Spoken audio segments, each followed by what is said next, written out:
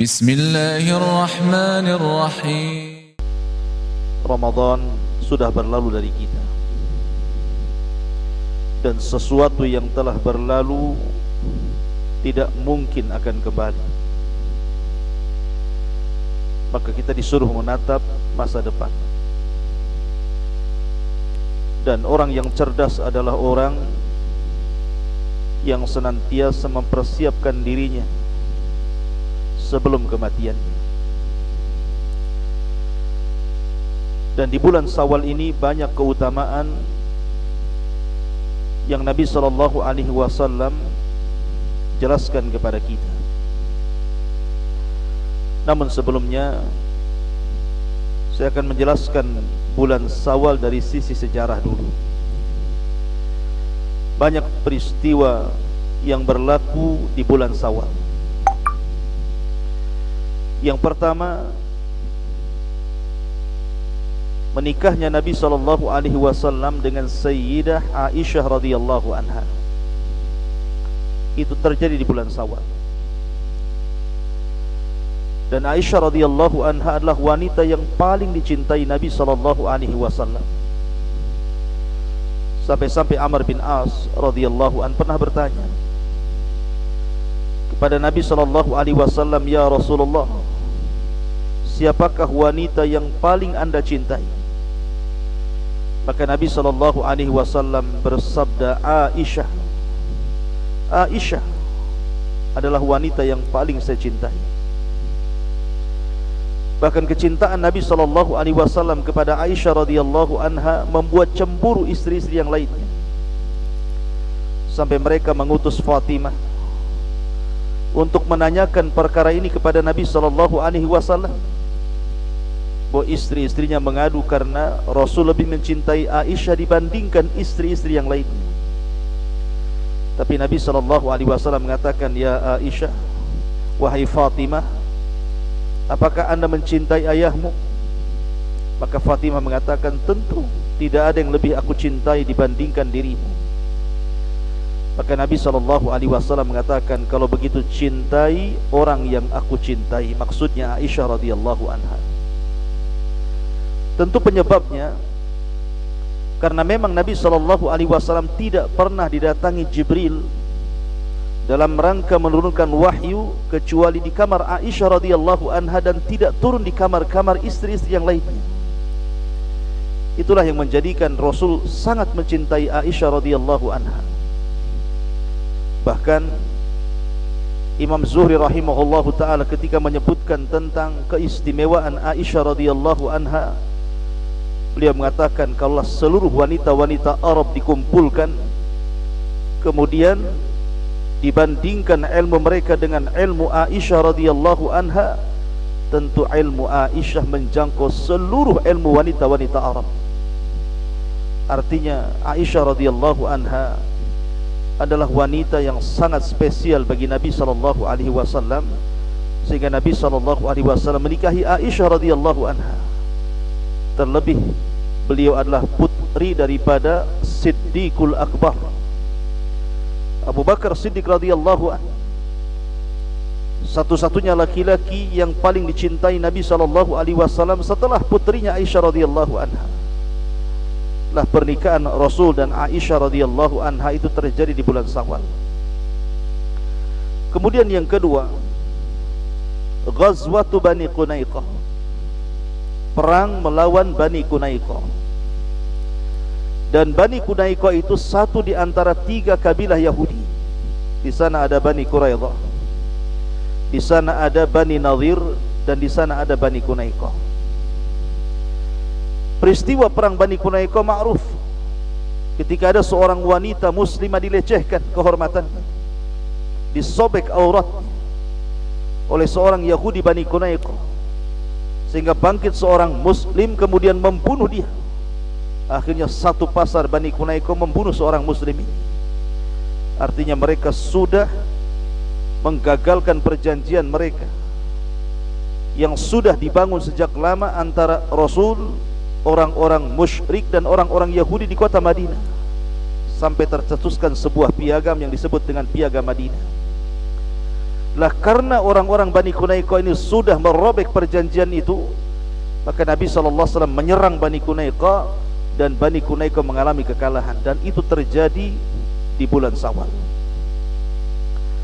Kemudian yang ketiga, Ghazwatu Uhud, perang Uhud. Perang Uhud terjadi di bulan Syawal, dan kita tahu bahwa perang Uhud adalah balas dendam dari orang-orang musyrik Quraisy karena kekalahan mereka di Badar.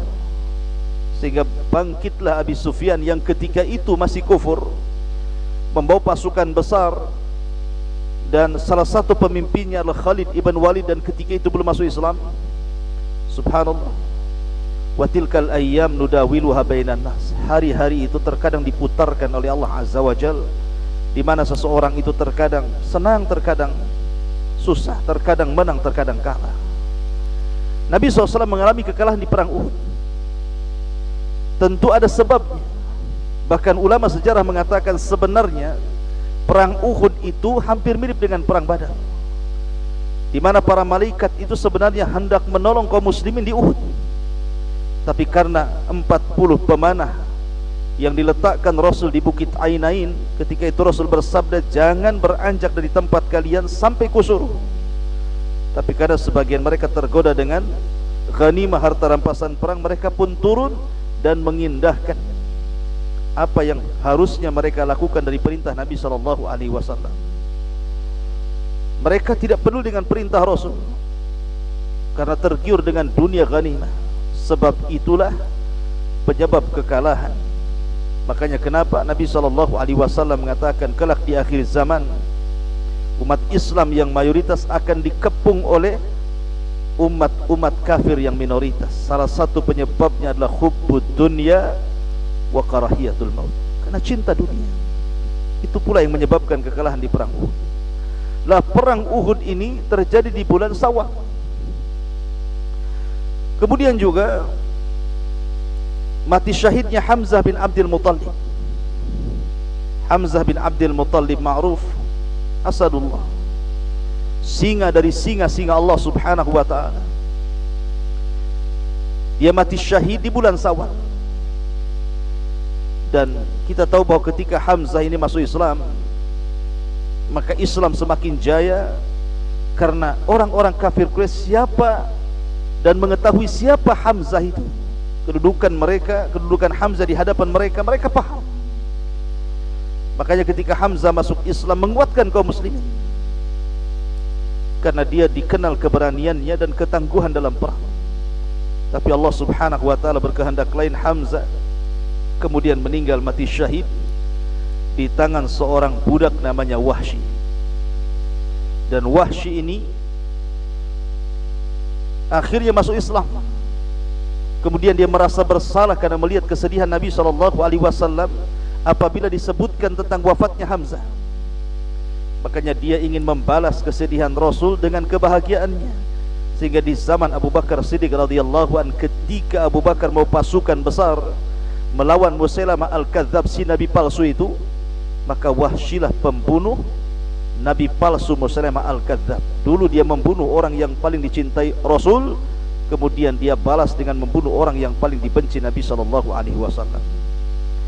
Kemudian juga banyak peristiwa, ada namanya Ghazwatu Hamral Asad, itu juga terjadi di bulan Syawal. Kemudian Sariyah Salim ibn Umar untuk membunuh Abi Afaq, itu juga terjadi di bulan Syawal. Termasuk juga perang Bani Salim, itu pun terjadi di bulan Syawal. Dan yang terakhir pada tahun ke-8 perang Hunain, itu pun terjadi di bulan Syawal. Dan perang Hunain ini perang bersejarah, karena banyak ketika itu kabilah-kabilah yang tadinya musyrik berbondong-bondong datang kepada Rasul, kemudian masuk Islam. Sehingga ketika tragedi perang Hunain ini, banyak orang-orang yang baru masuk Islam, mereka terlibat dalam jihad. Sehingga sebagian mereka bangga karena banyaknya pasukan, sementara pasukan musuh sedikit. Makanya di awal peperangan, perang ini sempat mengalami kekalahan, tetapi di akhir perang Allah menangkan perang ini. Dan subhanallah, dalam perang ini Nabi SAW dianugerahkan ghanimah yang sangat besar, melebihi perang-perang yang lain. Sehingga Nabi SAW berusaha dengan harta rampasan perang itu melembutkan hati-hati tokoh-tokoh orang-orang yang baru masuk Islam supaya istiqamah.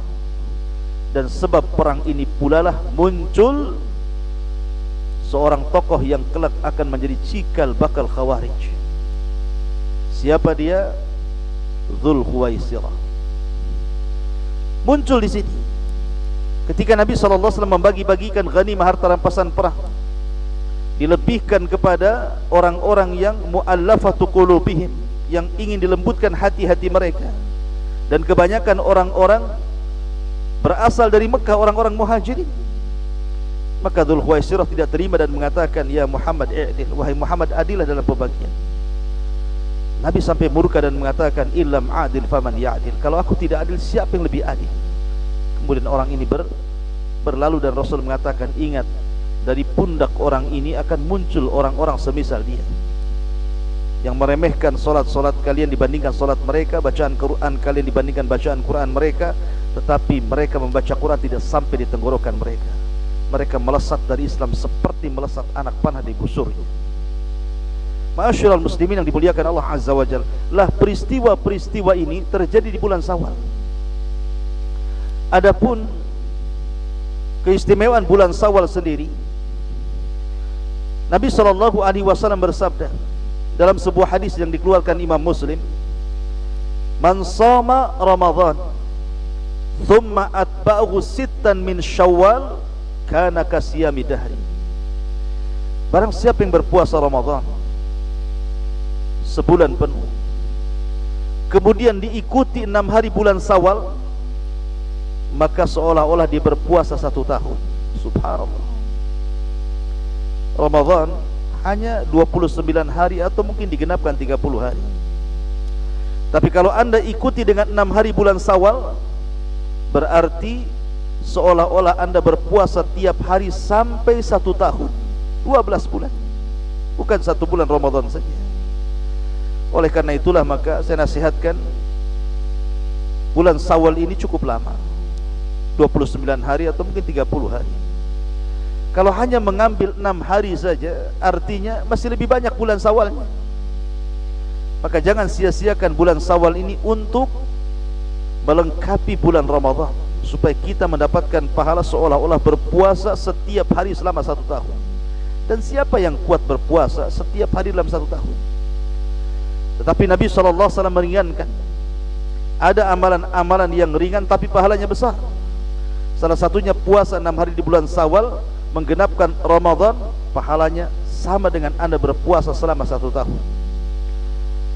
Adapun tentang masalah orang-orang yang mungkin masih memiliki hutang bulan Ramadan, memang terjadi silang pendapat tentang apakah dia harus membayar puasa Ramadan dulu ataukah Syawal dulu baru kemudian Ramadan. Ada yang mengatakan bahwa tidak mengapa anda Syawal dulu baru mengqadha Ramadan. Terutama wanita-wanita haid, pasti di bulan Ramadan dia akan membatalkan puasanya 1 minggu atau 5 hari atau 6 hari sesuai dengan kebiasaan haidnya. Alasannya boleh mendahulukan Syawal dibandingkan Ramadan karena qadha Ramadan itu waktunya muasa, masih panjang, ada 1 tahun sampai Sya'ban tahun depan. Tapi Syawal ini sifatnya mudayyak, waktunya sangat sempit, karena hanya 1 bulan di bulan Syawal saja. Kalau orang luput puasa Syawal tidak bisa dilakukan di bulan Dzulqa'dah, di bulan Dzulhijjah ataupun Muharram. Tapi kalau orang luput tidak mengqadha Ramadan di bulan Syawal, dia bisa mengqadha di bulan Dzulqa'dah, Dzulhijjah, Muharram, dan begitu seterusnya.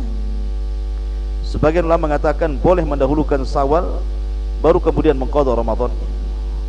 Tapi sebagian yang lain mengatakan tidak. Bagaimanapun yang wajib lebih diutamakan dibandingkan yang sunnah. Al-wajib muqaddam ala sunnah. Maka bayar dulu puasa Ramadan, kemudian anda puasa Syawal, dan tentu ini yang paling baik, karena masih memungkinkan. Kalau anda umpamanya seorang wanita yang haid hanya 1 minggu anda tidak puasa, anda bisa qadha di bulan Syawal, kemudian anda melakukan puasa 6 hari di bulan Syawal.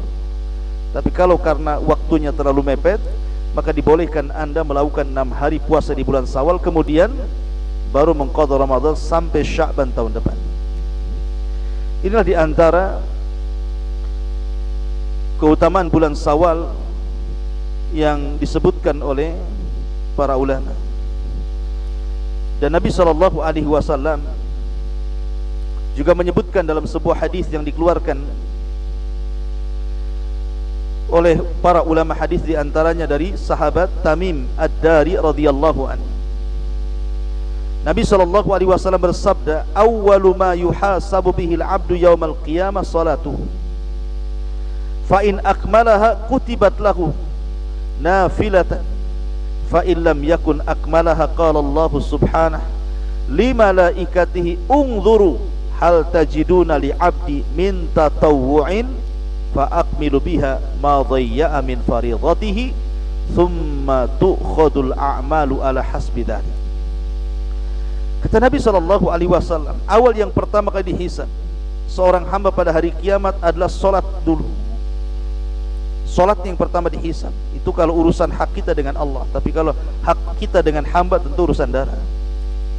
Maka barang siapa yang menyempurnakannya, fa'in akmalaha, kalau seandainya dia menyempurnakannya, kutibat lahu nafilatan, maka akan dicatat sebagai nafilah.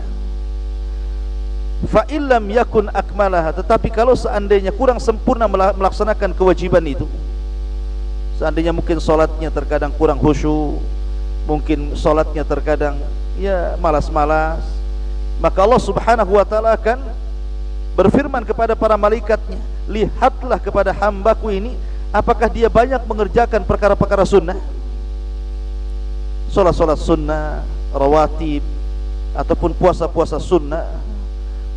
Kalau seandainya dia menyempurnakan hal itu, maka sempurnalah kewajibannya.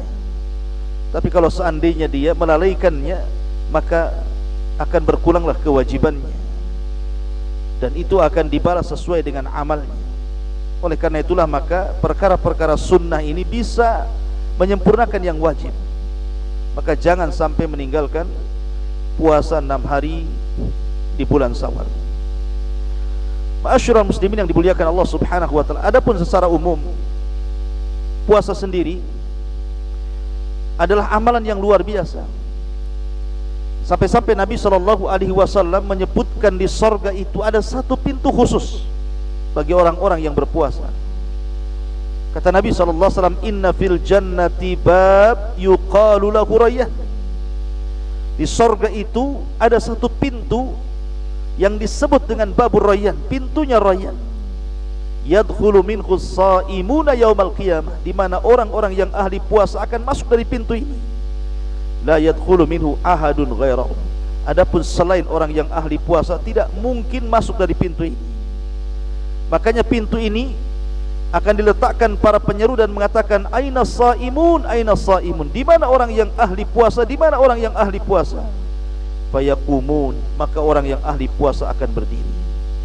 La yadkhulu minhu ahadun ghairuhum. Tidak ada satupun yang masuk dari pintu itu kecuali orang-orang yang berpuasa. Karena Rasul mengatakan, fa idza dakhalu ughliq. Kalau seandainya mereka sudah masuk, maka pintu itu langsung ditutup. Subhanallah. Sampai Nabi SAW menyediakan, atau Allah subhanahu wa ta'ala menyediakan satu pintu khusus bagi orang yang berpuasa. Ma'asyiral muslimin yang dimuliakan Allah subhanahu wa ta'ala, bahkan puasa itu bisa menjadikan syafaat bagi para pelakunya. Nabi SAW mengatakan, "As-siyam wal Qur'an yashfa'ani lil 'abdi yaumal qiyamah." Puasa dan Quran itu bisa menjadi syafaat bagi seorang hamba pada hari kiamat. Yaqulu shaim, nanti puasa ini akan bangkit di hadapan Allah dan akan mengatakan, "Ya Rabb, mana'tuhu at-ta'ama wasyahwata bin nahari." Ya Rabb, orang ini gara-gara aku kata puasa, dia tahan makan, dia tahan syahwat di siang hari. Fasyafi'ni fi, berikan syafaat kepadaku untuknya. Subhanallah. Pada akhirat itu, kelak ketika kita diwafatkan Allah subhanahu wa ta'ala, dikumpulkan di padang mahsyar, tidak ada yang bisa menolong kita kecuali syafaat. maka puasa itu salah satu bisa memberikan syafaat bagi para pelakunya. Bahkan puasa itu yukaffirul khataya, bisa menghapuskan dosa-dosa kita. Nabi SAW yang mengatakan fitnatur rajuli fi ahlihi wa mali wa jari tukaffiruha as-salatu was-siyam was-sadaqatu wal amru bil ma'rufi wan nahyi 'anil munkar. Fitnahnya seseorang itu terkadang ada pada keluarga, terkadang ada pada harta, terkadang ada pada tetangga. Maknanya terkadang kita lalai mendidik keluarga, kurang menasihati mereka, atau terfitnah dengan harta sehingga lalai untuk beribadah kepada Allah Azza wa Jalla. Ataupun kita lalai dengan hak-hak tetangga sehingga kita menyakitinya. Lah dosa-dosa karena fitnah, lalai kepada keluarga, lalai kepada harta, lalai kepada tetangga, tukaffiruhas salatu wassiyam, kata Rasul, bisa digugurkan dengan pahala salat, pahala puasa, pahala sedekah, memerintahkan manusia dengan kebaikan dan mencegah manusia dari keburukan. Salah satunya adalah puasa di sini. Menunjukkan bahwa puasa bisa menggugurkan dosa. Bahkan sebuah hadis yang menarik lagi, Nabi SAW mengatakan, ma min abdin yasumu yawman fi sabilillah illa ba'adallahu bidzalikal yawm wajhahu anin nari sab'ina kharifan. Tidaklah seorang hamba berpuasa satu hari saja di jalan Allah Subhanahu wa ta'ala, kecuali Allah Subhanahu wa ta'ala akan jauhkan pada hari itu wajahnya dari api neraka sab'ina kharifan, 70 musim. Makanya wajar kalau seandainya puasa itu junnah, tameng antara dia dengan api neraka. Dan ini keistimewaan, oleh karena itulah maka berpuasalah 6 hari di bulan Syawal, apalagi pahalanya sudah disebutkan di awal, seolah-olah Anda berpuasa selama 1 tahun.